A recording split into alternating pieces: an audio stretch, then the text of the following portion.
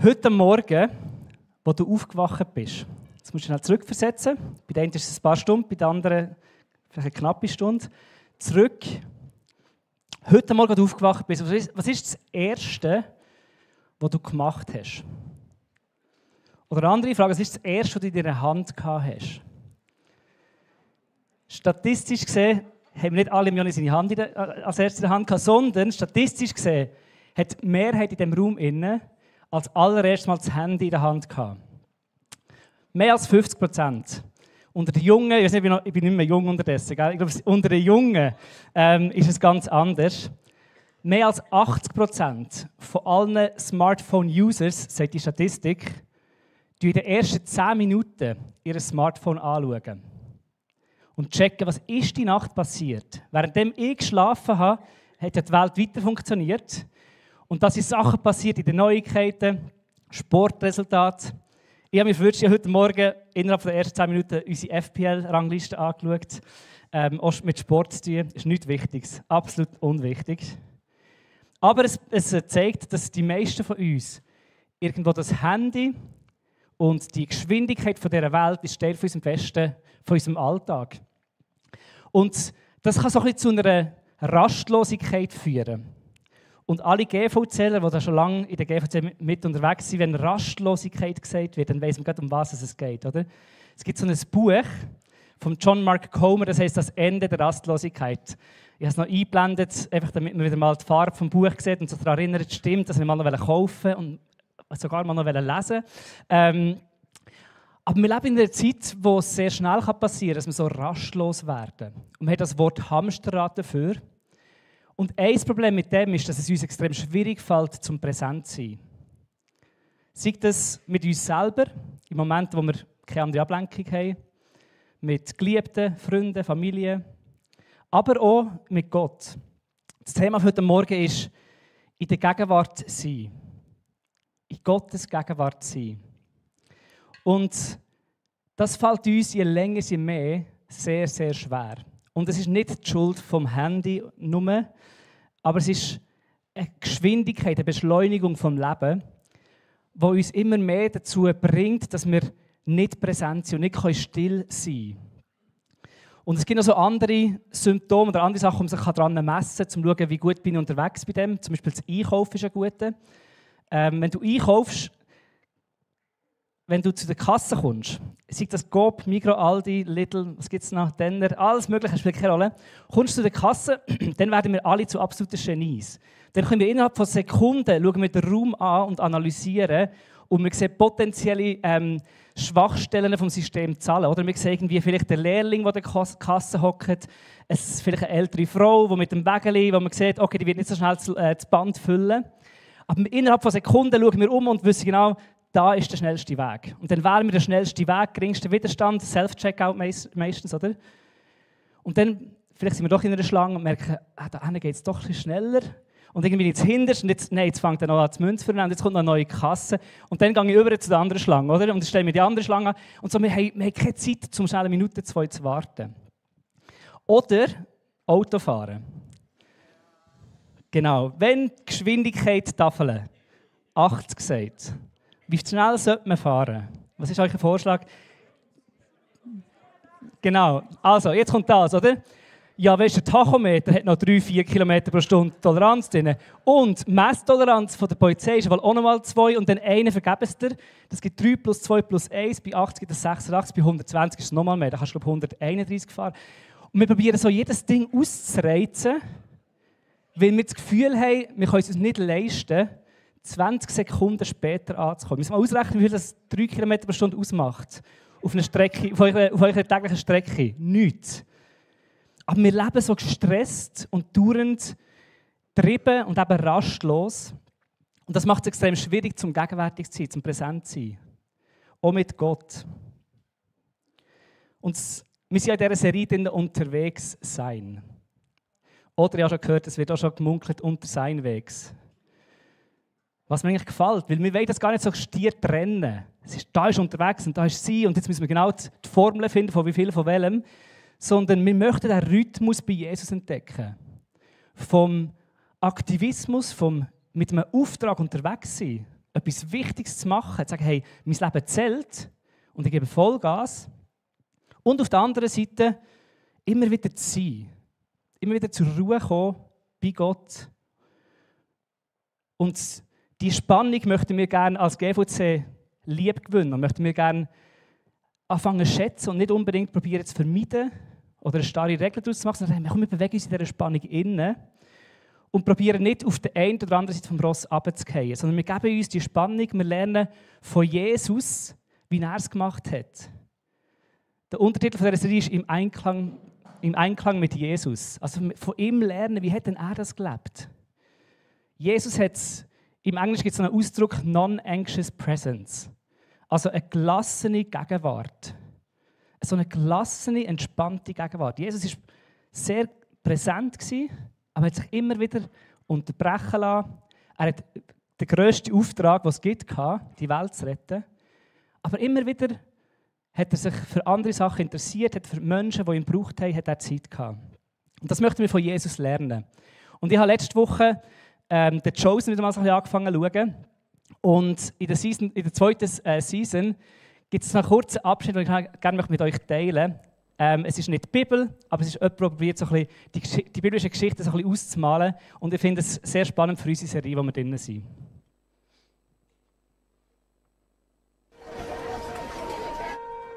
Alles klar. Puh. Thaddäus hat schon 50 Leute gezählt und es kommen immer mehr. Ist Jesus bereit? Er ist in seinem Zimmer. Er braucht einen Moment für sich. Ja, aber die Leute wollen mehr hören. Er redet seit Sonnenaufgang. Er braucht eine Pause. Ich bringe ihm etwas Wasser. Ich dachte, die meisten wären nach der ersten Rede gegangen. Sie gingen, um Freunde und Familie zu holen. Und nun sind es 3-mal so viele. Die Einwohnerzahl von Sichar beträgt ungefähr 2000. Aber Frauen und Kinder nicht eingeschlossen. Es gibt zu dieser Zeit 12 Stunden Licht pro Tag. Er sagte, wir bleiben 2 Tage, das sind 24 Stunden. Die Anzahl der Menschen, die wir pro Stunde erreichen, beträgt 83,3333333. Wie viel ist 0,33 eines Menschen, Matthäus? Simon. Es werden immer mehr Menschen. Wir müssen uns was überlegen. Warum erklären wir ihm nicht die Situation und lassen ihn entscheiden? Das wird Jesus doch ohnehin tun. Ich sag's ihm. Wie viele Stadien ist die Stadt breit? Ich bringe dir Wasser und wollte... Rabbi? Rabbi? Die Spalte beinhaltet die Anzahl der erreichten Quadratellen pro Stunde. Spalten? Quadratellen? Seine Mission bedarf sorgfältiger Überlegung. Niemand denkt sorgfältiger darüber nach als ich. Er ist weg. Was soll das heißen? Er ist weder in seinem Zimmer noch sonst wo im Haus. Ich habe die Wir haben Straßen... ihn verloren? Also, vielleicht nicht verloren. Gut. Jakobus, du suchst im Süden der Stadt. Andreas und ich im Norden. Thaddäus soll die Leute im Auge behalten. Was ist mit mir? Du bleibst hier, falls er zurückkommt. Genau, ich habe das so geschaut und ein bisschen schmunzeln. Zum einen, weil ich mich selber ertappt habe. Weißt du, wir sagen, wir sind Nachfolger von Jesus, aber ich frage mich, wer da wem nachher folgt, im Denken der Jünger. Und das geht mir auch immer wieder so, dass ich denke, ja, ich folge Jesus nach, aber in Wirklichkeit mache ich meine Pläne, habe ich meine Vorstellungen, habe ich, wie ich mir es gerne wünsche, und dann lade ich Jesus noch ein, mitzukommen und das zu sagen und das zu machen, oder? Jesus ist eigentlich ein Simon-Nachfolger, ganz oft in meinem Denken. Und mir hat das nochmal so frisch gesagt, stimmt, Jesus nachzufolgen heisst, er macht was er will. Wir lassen ihn bestimmen, was hergeht. Wir lassen ihn bestimmen, wie er die Stadt möchte erreichen oder nicht und was er als nächstes macht. Und das hat mich auch dazu gebracht, um eigentlich zu merken, hey, stimmt, die Spannung von unterwegs sein, das ist nicht eine Erfindung von der GVC-Bewegungsleitung, die gesagt hat, das ist ein cooles Jahresthema. Die Spannung erfinden wir jetzt, damit wir ein Jahr lang irgendwie eine coole Predigtserie machen können. Sondern die Spannung haben die Jünger, die ersten Nachfolger von Jesus, so erlebt, glaube ich. Die haben erlebt einen Jesus, der wahrscheinlich frustrierend, aber irgendwo auch erfrischend anders war. Was sich einfach manchmal hat erlaubt, dann, wo alle ihn wollen haben, hat er sich einfach zurückgezogen. Und ganz oft das gemacht, was vielleicht nicht die anderen haben erwartet und haben wollen. Und ich finde das so schön, so das bildlich noch zu sehen, wie Jesus sich einfach manchmal davon geschlichen hat. Und in der Bibel gibt es ganz viele so Berichte, wo wir das immer wieder lesen. Es fällt euch wahrscheinlich dann auf, jetzt in das Jahr, wenn ihr die Bibel lest, merkt ihr immer, das stimmt, da ist wieder so ein Nebensätzchen drin, dass er sich zurückgezogen hat für das Gebet. Und ganz oft ist es ein Rhythmus von Aktivität und Er heilt die Leute und er verkündet das Evangelium und er zieht sich wieder zurück. Es ist so ein Hin und Her, das wir finden. Und eine Bibelstelle, die ich von Anfang an möchte mit euch teilen, ist Lukas 5, Vers 15 und 16. Dort steht, Jesus wurde immer bekannter. Die Menschen strömten in Scharen herbei, um ihn zu hören und von ihren Krankheiten geheilt zu werden. Er aber zog sich immer wieder in die Einsamkeit zurück, um zu beten. Also Jesus hat sich trotz diesen Menschen, die ihn gebraucht haben, gesucht haben, immer wieder Momente genommen, wo er sich rausgenommen hat und zurückgezogen hat. In die Wüste oder in die Einsamkeit. Das Wort Ereimos, ich bin nicht so griechisch gewandt, aber Ereimos ist das Wort, das für Einsamkeit steht. Und das Wort finden wir in allen Evangelien immer und immer wieder, dass er oder die Jünger ins Ereimos gegangen sind. Und heute wollen wir also zusammen anschauen, wie können wir als Nachfolger von Jesus im 21. Jahrhundert immer wieder in der Gegenwart sein. Trotz unseren Handys und dem Hamsterrad, das wir vielleicht manchmal schon dumm haben, in seine Gegenwart kommt, was passiert da? Und das Erste, was passiert in der Gegenwart von Gott, ist mein erster Punkt, ist, wir finden Entlastung. Es ist der Ort, ich habe vor 2 Wochen, Teil 1, darüber geredet, dass wir bei Gottes Daheim finden. Der Ort, wo wir zu der Ruhe kommen. Psalm 116 sagt der Psalmist sich selber, komm zur Ruhe, meine Seele. Psalm 62, oh, bei dir finde ich wahre Ruhe, Herr. Oder Matthäus 11, 28, musst nicht nervös werden, ich habe es nicht in den Slides. Matthäus 11, 28, wo er sagt, hey, wenn ihr plagt seid von Lasten, wenn ihr müde seid und es euch fast erdrückt, dann kommt zu mir, ich möchte sie euch abnehmen. Ich gebe euch ein Joch, das leicht ist. Und die Einladung von Jesus, dass er uns Lasten möchte abnehmen. In der Gegenwart von Gott können wir auftanken, entspannen, erfrischen und eben entlasten. Und das sehen wir im Leben von Jesus. Ich habe da eine Geschichte aus Markus 6, ab dem Vers 12. Da hat er seine Jünger ausgesendet, um das Evangelium zu verbreiten. Und dann lesen wir dort, da machten sich die Jünger auf den Weg und riefen die Menschen zur Umkehr auf. Sie trieben viele Dämonen aus und salbten viele Kranke mit Öl und heilten sie. Also Vollgas unterwegs. Ein paar Verse später lesen wir, die Apostel kamen wieder bei Jesus zusammen und berichteten ihm alles, was sie getan und gelehrt hatten. Da sagte Jesus zu ihnen, kommt, wir gehen an einen einsamen Ort, wo wir alleine sind und wo ihr euch ein wenig ausruhen könnt. Denn es war ein ständiges Kommen und Gehen, sodass sie nicht einmal Zeit zum Essen fanden. Also Jesus hat sich um seine Jünger gesorgt. Er hat sich zurückgezogen, weil er sich kümmern um seine Jünger. Und genau das passiert, wenn wir in die Gegenwart von Gott kommen. Dass sich Gott kümmern um uns, dass er sich kümmern um unsere Seele.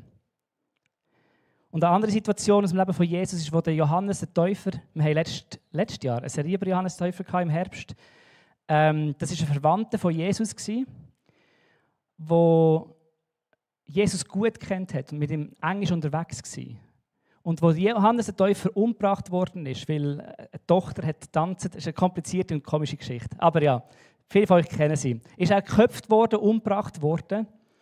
Und dann lesen wir in Matthäus 14, darauf kamen die Jünger des Johannes, holten den Toten und begruben ihn. Dann gingen sie zu Jesus und berichteten ihm alles, was geschehen war. Schnell stoppen da. Jesus erfährt gerade, dass ein guter Freund, ein Verwandter, ein Mensch, der ihm nach war, umgebracht worden ist. Und dann lesen wir, als Jesus das hörte, zog er sich zurück, er fuhr mit dem Boot an einen einsamen Ort, um allein zu sein. Es ist nachher ein bisschen schade, geht es weiter, dass es eben nicht geklappt hat, weil alle anderen sind auch dorthin gegangen, er hat irgendwie das nicht geschafft, die Ruhe zu finden. Aber Jesus ist mit dieser Nachricht konfrontiert, von dem Tod, von dem fürchterlichen Tod. Und es sagt zwar hier nicht spezifisch, aber ich kann mir sehr gut vorstellen, dass Jesus die Emotionen von Trauer und Angst irgendwo mit Gott anschauen. Dass er gesagt hat, hey, das war für ihn ein richtig schwieriger, schwerer Moment gewesen. Das ist nicht einfach, weil er Jesus ist, hat er einfach alles locker genommen, er hat brüllt, wo sein Freund gestorben ist. Und er hat Trauer und Angst und er sagt, hey, ich möchte das mit Gott zusammen anschauen. Das ist ein bisschen spekuliert, ein bisschen interpretiert. Aber ich glaube, dass man das dafür sieht, dass Jesus auch das in dieser Verbundenheit mit dem Vater hat bewältigen und mit ihm zusammen anschauen.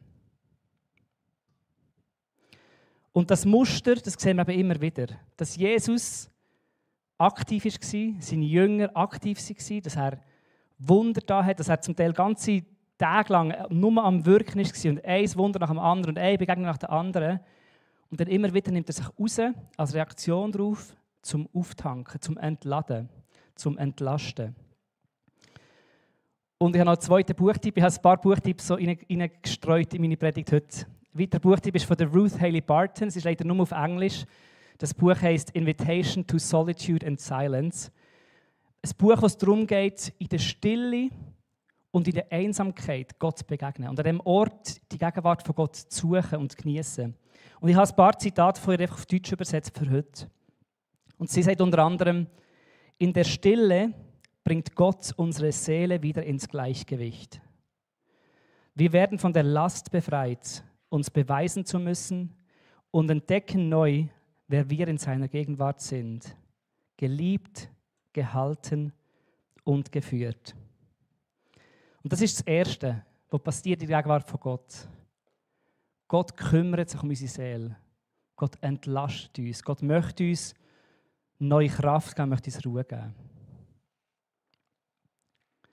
Das Zweite, was ich glaube, was in der Gegenwart passiert, wenn wir in der Gegenwart sind, ist, wir kommen eine Ausrichtung über.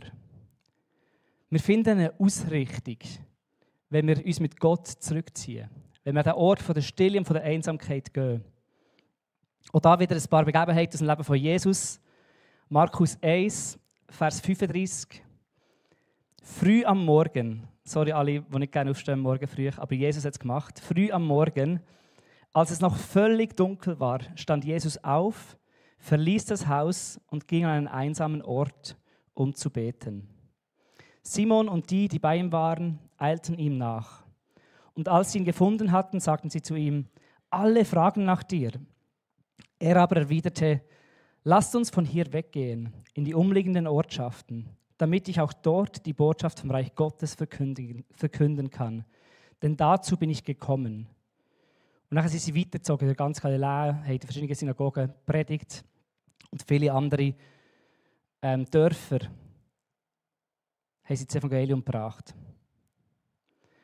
Und etwas, was wir da sehen, ist, dass Jesus früh am Morgen, also nicht nur als Reaktion zum Wiederauftanken, die Stille gesucht hat, sondern ganz proaktiv immer wieder an den Ort der Stille ist hergegangen, weil er etwas gesucht und etwas gebraucht hat und etwas gefunden hat.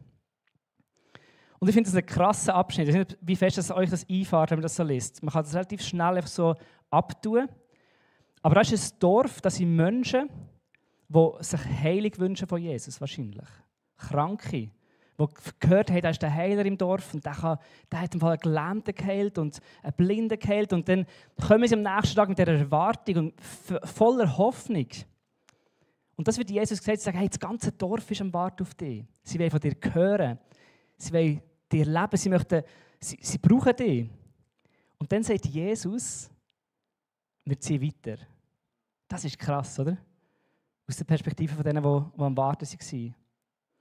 Und ich kann dir nicht erklären, warum das ist. Das sagt uns die Bibel nicht. Aber Jesus hat gewusst, dass er nicht bei allen alles machen kann, in der Zeit, in der er auf dieser Welt ist. Er war eingeschränkt in seinem Körper. Er hat nur so viele Stunden pro Tag wirken, da wo er war. Aber in dieser Zeit mit Gott hat er eine Ausrichtung bekommen. Er hat gewusst, weißt du, es ist dran, um jetzt weiterzuziehen. Und das ist, glaube ich, nicht ein menschlicher Instinkt. Wenn du populär bist und es warten alle auf dich und hast es schon ein paar Tage gemacht und jetzt stehen sie wieder Schlangen, dann ist das Natürlichste, wir machen es nochmal, oder? Aber Jesus hat in der Zeit mit Gott gesagt, weißt du was, ich weiss, etwas anderes ist dran. Und er hat die Größe gehabt und gesagt, jetzt gehen wir weiter. Eine andere Stelle, ganz ähnlich, in Lukas 6. Dort steht im Vers 12, in jener Zeit zog sich Jesus auf einen Berg zurück, um zu beten. Die ganze Nacht verbrachte er im Gebet. Als es Tag wurde, rief er seine Jünger zu sich und wählte 12 von ihnen aus, die er Apostel nannte. Und ich finde das spannend. Jesus hat die ganze Nacht durchgebetet. Das ist jetzt auch nicht so, dass er wahrscheinlich nachher nur Entlastung gespürt hat. Wahrscheinlich ist er auch müde geworden. Aber er hat die ganze Nacht gebetet. Und dann steht direkt im nächsten Vers, hat er seine Jünger zu sich geholt und hat so 12 ausgewählt.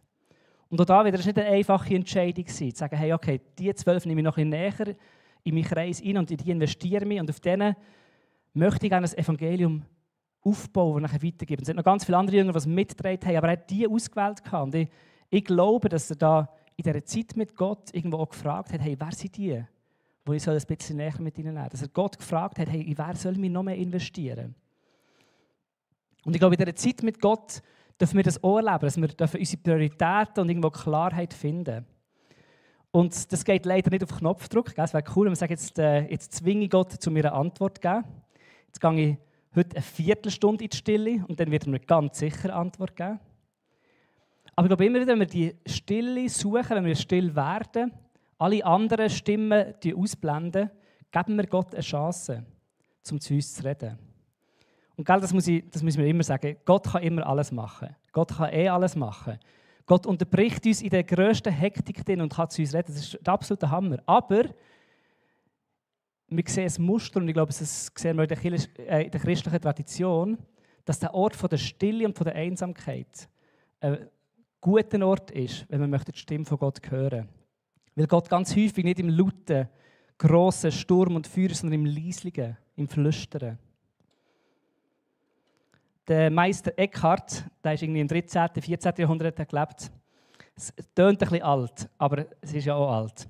Er hat mal geschrieben, soll aber Jesus in der Seele reden, so muss sie allein sein und muss selbst schweigen, wenn sie Jesus reden hören soll. Nun denn, so geht er hinein und beginnt zu sprechen. Also der Punkt, wo wir müssen zu der Ruhe kommen und Gott möchte dort hineinreden. Das ist etwas Zweites, was passieren kann, wenn wir in der Gegenwart sind, ist, dass wir die Ausrichtung bekommen. Und jetzt kommt der dritte Punkt. Und ich glaube, der wichtigste Punkt. Ich glaube, die Entlastung und die Ausrichtung sind viel mehr ein schönes Nebenprodukt von dem, was eigentlich der Kern vom Sein in der Gegenwart von Gott ist. Wir gehen in die Gegenwart von Gott, wir verbringen Zeit mit ihm und wir sind einfach mit ihm, wir hocken bildlich gesehen bei seinen Füßen und es kommt eine Entlastung rein, es kommt eine Ruhe rein, es kommt eine Erholung rein, es kommt Ausrichtung rein, aber ich glaube, das Zentrum ist, was ich hier genannt habe, anschauen, anschauen. In der Gegenwart von Gott anschauen. Dass wir, wenn wir zu ihm kommen, nochmal realisieren, eine riesige, grundlegende Wahrheit, dass Gott im Zentrum steht. Das, was ich vorher gesagt habe mit der Nachfolge, wer folgt eigentlich wem nachher? Wenn wir in seine Gegenwart kommen und ihn anschauen, mit ihm Zeit verbringen, dann merken wir wieder, wie gut und wie gross Gott ist. Das Beste, was wir machen können, mit ihm Zeit verbringen. Johannes, der das Evangelium geschrieben hat, Johannes Evangelium, hat sich selber definiert als der Empfangende von Gottes Liebe. Er hat immer wieder gesagt, der Jesus besonders geliebt hat. Das ist fast ein bisschen arrogant, das ist fast ein bisschen unsympathisch. Aber er hat sich abgehoben von allen anderen Jüngern. Ich bin der Jesus besonders geliebt hat. Aber es ist okay, das darf man machen. Er hat sich einfach selber so verstanden als ein Empfänger von Liebe. Das ist seine Identität. Er ist ein Empfänger von Liebe. Er ist nicht das Zentrum der Welt und ich erzähle euch jetzt alles, sondern ich bin einfach einer, der die Liebe von Jesus empfangen darf. Und genau das passiert, glaube ich, wenn wir die Liebe immer wieder erfahren und spüren, dass wir merken, weißt, das definiert mich. Ich bin ein Geliebter von Jesus. Gott liebt mich. In seiner Gegenwart darf ich sein und ich darf ihn anschauen. Es gibt ein neues Buch von John Mark Comer, das ist jetzt die nächste Buchempfehlung. Es ist nicht, wir probieren nicht Bücher zu verkaufen hier. Es ist nur einfach Empfehlungen, falls ihr gerne möchtet lesen, zum Teufel gehen. Aber das weitere Buch ist «Leben vom Meister lernen». Ganz gutes Buch. Und dort drinnen ist eine Geschichte beschrieben, wo ein Priester, ich weiß nicht, ob es mehrmals, aber ganz sicher, er beobachtet, dass ein älterer Bauer in die Kapelle kommt oder in die Kirche kommt und dort einfach stundenlang in der Stille sitzt. Stundenlang dort sitzt und einfach nichts macht. Und der Priester irgendwann wird es ihm zu viel und er geht auf den Bauer zu und sagt, hey, was machst du da? Und die Antwort, die überliefert wird, ist, ich lese noch das vor, dass das richtig korrekt ist. Ich sehe ihn an, er sieht mich an und wir sind glücklich. Ich schaue ihn an, er schaut mich an und wir sind glücklich. Ich finde das so schön, so eine schöne Beschreibung von in der Gegenwart von Gott sein. Kontemplation, ich weiß nicht, wem das ein Begriff ist. Kontemplation bedeutet genau, das heißt Ausrichten von unserem Blick auf irgendetwas. Und in der christlichen Kontemplation tun wir den Blick einfach auf irgendetwas ausrichten, auf uns selber hineinschauen oder jetzt niemand rausschauen und probieren, möglichst leer zu sein, sondern unseren Blick auf Gott ausrichten. Im Hebräerbrief 11 steht, dass wir unseren Blick nicht rechts und links, sondern auf Jesus ausrichten, wenn wir müde werden. Und wir fordern es immer wieder raus. Zeit mit Gott. Ich habe den Begriff zweckfrei. Heißt zweckfrei? Ja, zweckfrei. Zeit mit Gott zweckfrei zu verbringen. Nicht eine Absicht haben, was daraus entstehen muss, was ich unbedingt hören muss empfangen, muss deponieren, sondern einfach zweckfrei bei Gott sein. Und ich habe so ein Zitat, das mir mega geholfen hat in dem Ganzen. Für mich war ganz lange Gebet etwas sehr Anstrengendes. Da habe ich immer gedacht, okay, das gehört halt auch noch dazu als guter Christ. Dann habe ich meine Gebetsanliegen und dann eine Formel, dann tut man mit Dank starten und dann später ist mit den Anliegen und am Schluss wieder Gott danken. Und dann habe ich die Definition von Gebet gehört von einem Priester von Amerika, von Texas, der Ronald Rolheiser. Auf Englisch hat er gesagt, und ich will es gerade übersetzen, aber auf Englisch hat er gesagt, Prayer is to relax into the goodness of God. Also auf Deutsch ist Gebet bedeutet, unsere Güte von Gott hinein entspannen. Und ich habe das so eine schöne Beschreibung gefunden, so das hinein entspannen, haben wir uns richtig vorstellen. Und ich habe angefangen auf unserem Sessel, wir haben so einen Sessel, der so unser stille Zeitsessel ist. Und auf dem Sessel einfach 2, 3, 5 Minuten einfach in die Güte von Gott hinein entspannen. Und mir einfach lieben zu lassen von ihm. Ihn probieren anzuschauen. Ihn probieren zu sehen und die Liebe zu empfangen von ihm. Und das ist nicht so einfach. Ich werde nachher gerade bei der Anwendung noch so ein paar Stolpersteine erwähnen. Aber Ruth Haley Barton hat in ihrem Buch geschrieben, die Stille ist eine Einladung, unsere Geschäftigkeit abzulegen und dem Gott zu begegnen, der unsere tiefsten Sehnsüchte kennt. Es ist der Raum, in dem wir uns von seinem liebevollen Blick durchdringen lassen.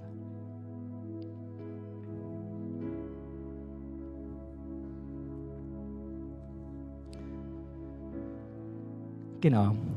Das sind so 3 Beobachtungen, 3 Sachen. In der Gegenwart sein, entlastet, es gibt uns Ausrichtung und wir dürfen anschauen. Wir dürfen die zweckfreie Zeit mit Gott verbringen. Jetzt am Schluss von so einer Predigt, was machen wir jetzt damit, oder? Der Elias hat am Dienstag in unserem Männerfrühgebet so gut gesagt, weisst, wissen wir relativ viel. Wissen wir eigentlich relativ viel. Wir wissen, stimmt, Gegenwart, oder in der Gegenwart von Gott sein, würde uns noch gut tun. Wir dürfen das. Er liebt uns, es entlastet uns, gibt uns Ausrichtung. Aber wir machen es einfach häufig nicht, gell? Jesus hat am Schluss von der Bergpredigt gesagt, wenn ihr die Worte hört, aber nicht danach handelt, seid ihr wie jemand, der ein Haus baut auf Sand. Das sieht vielleicht schön aus und wir wissen all die richtigen Sachen, wenn der Sturm kommt. Und er sagt, wenn der Sturm kommt, dann wird das Haus zusammenklappen und wird zusammenfallen. Und er sagt, die meine Worte hören und danach handeln, die gleichen dem, der ein Haus auf Felsen baut. Wo wenn der Sturm kommt, wenn es hudelt, das Haus, das steht. Und darum möchte ich ganz einfach euch eine Challenge aussprechen oder eine Einladung. Das ist nicht mit Druck, sondern es ist einfach eine warme Einladung. Wir haben so mehr Einklang-Challenges nach jeder Predigt in dieser Serie. Und die Challenge für heute ist einfach ein paar Minuten. Da steht 5 Minuten, aber mach es 2 Minuten, mach es 3 Minuten, mach es 10, das spielt keine Rolle. Aber verbring zweckfreie Zeit mit Gott. Schaff irgendwo Raum, wo du kannst zweckfrei die Liebe von Gott empfangen. Und wir haben hier beim Kreuz hin, nachher, wenn wir zurück in Worship gehen, haben wir so Magnetli, haben wir Zettel auch. Zettel, Magnetli. wo ihr einfach so ein Zettel holen könnt und sagen, weißt du, diese Challenge möchte ich annehmen. Ich möchte zweckfreie Zeit mit Gott verbringen diese Woche. Dann kannst du das aufschreiben, zweckfreie Zeit mit Gott. Kannst du dir irgendwo beim Büro oder daheim aufhängen mit dem Magnetli. Falls du die letzten Wochen mal so eine Challenge angenommen hast, darfst du auch so ein Magnetli holen. Und falls dir das Magnetli gefällt, darfst du schon ein Magnetli holen. Für jeden eins. Aber einfach eine Einladung und eine Challenge zu sagen, hey, komm, wir probieren doch das. Und ich habe es schon erwähnt, es gibt so gewisse Stolpersteine. Es gibt zum einen die äußeren Umstände, Ablenkungen, Hürden, wo wir, glaube ich, müssen schnell ein bisschen clever überlegen, in welcher Zeit macht das Sinn? Wo macht das Sinn? Was kann ich machen, damit ich nicht unterbrochen werde von meinem Handy oder von meinen Kindern? Vielleicht müssen wir wie Jesus machen, die ganze Nacht, wenn die Kinder am Schlafen sind, alle Eltern von jungen Kindern. Aber zu überlegen, welche äußeren Umstände brauche ich, dass ich mich kurz Gott meine Aufmerksamkeit schenken kann. Ich kann seine Gegenwart wahrnehmen, seine Liebe wahrnehmen. Und das andere und fast schwierige sind die inneren Ablenkungen oder die inneren Hürden. Wenn du nachher her sitzt und nach 20 Sekunden denkst du zuerst an Jesus und wie gut er ist. Und dann kommt der Chef und das Meeting, das du noch hast. Und oh, das hättest du auch noch machen sollen. Und plötzlich sind deine Gedanken irgendwo anders. Und da habe ich einen guten Tipp gelesen, der überhaupt nicht tief ist. Aber jemand hat mal gesagt, wenn du 1000-mal abgelenkt wirst, hast du 1000-mal die Möglichkeit, zum zurückzukommen zu Gott. Und er freut sich über das. Einfach das vorbeizuwirren und sagen, ah ja, stimmt, ich bin ja da, du bist da und ich möchte jetzt dich genießen. Und dich nicht irgendwo, keine Ahnung, zwanghaft anstrengen oder dich selber verurteilen wegen dem. Es gibt auch da noch eine letzte Bücherempfehlung. Die Joni hat heute mal schon eine Lebensliturgie erwähnt, die wir im Regal 15 haben, aber es gibt noch ein anderes, Jesus atmen, wo der Stefan Kuhns, der Autor, über 12 verschiedene Zugänge, wie du mit Gott Zeit verbringen kannst, schreibt. Theologische Grundlage bringt, ein bisschen persönliche Erlebnisse und dann christliche Tradition. Und dann am Schluss für ein Kapitel einfach so ein Beispiel bringt, wo du es gerade ausprobieren kannst. Vielleicht hilft dir das, um eben nicht abgelenkt zu sein, um einen Rahmen zu haben und Orientierung zu haben im ganzen Innen. Ein anderer Stolperstein ist Angst. Wo, glaube ich, ein realer Stolperstein ist und manchmal vergessen. Angst, alleine mit Gott zu sein. Was kommt denn da wirklich vor? Bin ich denn wirklich sicher, wenn ich Gott einfach so vertraue und mich aufmache? Und da hat Ruth Haley Barton geschrieben, es ist beängstigend, still zu werden, weil wir plötzlich mit uns selbst und unseren Ängsten konfrontiert werden. Doch gerade hier beginnt Gottes transformierende Arbeit. Genau da, wo wir anfangen, ihm zu vertrauen und Sachen herzugeben, die wir lieber möchten verstecken, möchten, dass es niemand weiss, er weiss es eh schon. Aber dann, wenn wir das herlegen und an den Tisch bringen und Gott einladen, da reinzureden und zu wirken, genau dort fängt die transformierende Arbeit an. Fürchte dich nicht, habe ich diese Woche gehört, ist der häufigste Befehl in der Bibel. Fürchte dich nicht. Wir müssen keine Angst haben vor Gott. Es scheint vielleicht so, dass wir das Gefühl haben, wie kann so ein heiliger, grosser Gott, wie können wir mit all unseren Fehlern, mit all unseren Sachen zu ihm kommen, aber wir müssen uns nicht fürchten vor ihm, er ist ein guter Gott. Und die letzte Hürde, die möchte ich auch noch ansprechen, ist das zu beurteilen. Unsere Zeit mit Gott zu beurteilen. Nachher davon wegzulaufen und zu sagen, ist das jetzt eine gute Zeit in der Gegenwart von Gott oder nicht? Habe ich es gut gemacht? Hat Gott geredet? Und dann wollen das irgendwo einzuordnen, selber beurteilen und zu kontrollieren. Sondern ich sage, weißt du was, meine Aufgabe ist, hierher zu kommen.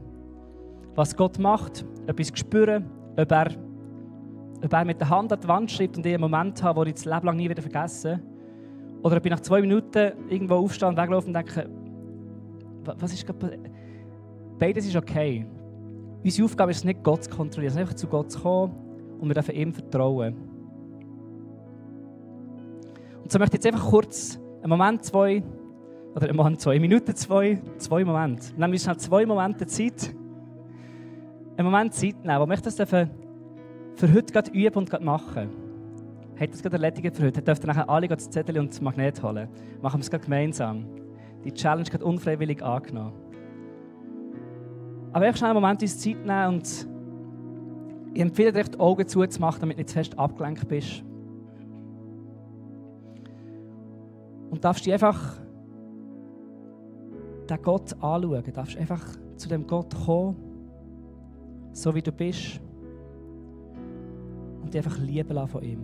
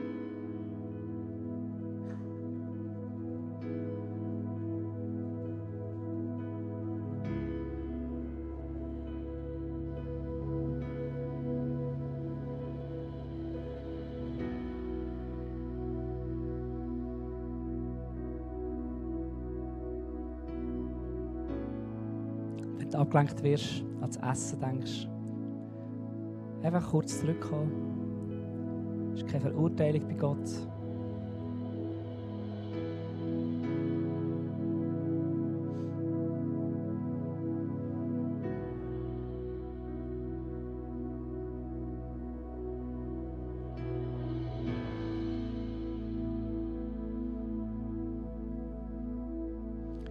Und Vater, wir danken, dass du ein sicherer Ort bist. Danke, dass wir mit all dem, was uns beschäftigt, mit dem Schönen, mit dem Wüsten, dürfen zu dir kommen. Herr, und du möchtest uns verändern, du möchtest uns einladen in die Nachfolge, in das volle Leben, das du uns gegeben hast. Aber wir müssen es nicht aus eigener Kraft machen. Wir dürfen es in der Nachfolge machen, in der Liebe machen von dir.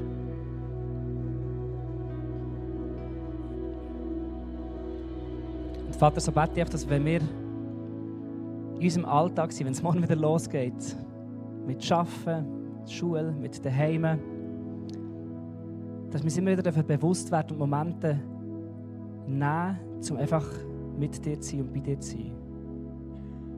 Danke dir für all das Gute, was du uns anvertraut hast, all die genialen Aufgaben. Für all das Schöne, was wir bewegen und unser Leben gottwärts unterwegs leben. Hilft uns in dem Ganzen, uns nicht zu verlieren, irgendwie kopflos rumzuspringen und busy zu sein, sondern dass wir immer wieder zu der Ruhe kommen bei dir. Uns lieben lassen von dir, Jesus. Amen.